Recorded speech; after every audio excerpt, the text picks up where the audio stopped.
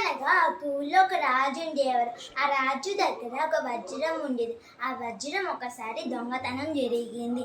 అందరినీ పిలిచి ఎవరు దొంగతనం చేశారో అని అడిగితే మేము చేయలేదు అని చెప్పారు. అయితే బాగా ఆలోచించి రాజు భటులు చేత ఒక కుండ తెప్పించారు. ఆ కుండకి మొత్తం మసి పూజ గదిలో పెట్టారు. అందరినీ పిలిచి ఇది మహిమైన కుండ, దీంట్లో ఈ దొంగతనం ఎవరు చేస్తారో వాళ్ళకి మసి అంటుతుంది, ఎవరు దొంగతనం చేయరో వాళ్ళకి మసి అంటదు అని చెప్పారు. అయితే అందరూ వెళ్ళి పెట్టారు.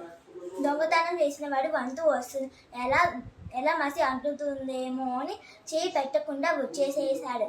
అందరి చేతులు చూపించమంటే అందరి చేతులు మసి అంటుకుంది. దొంగతనం చేసిన వాడు చేయి మాత్రం మసి అంటలేదు. అందుకే వీరే దొంగతనం చేశారని చెప్పారు. ఎందుకంటే మహిళ కాదు, ఏం కాదు, నేనే మసి పూసి పెట్టాను అని చెప్పాడు. వాడికి శిక్ష వేశారు.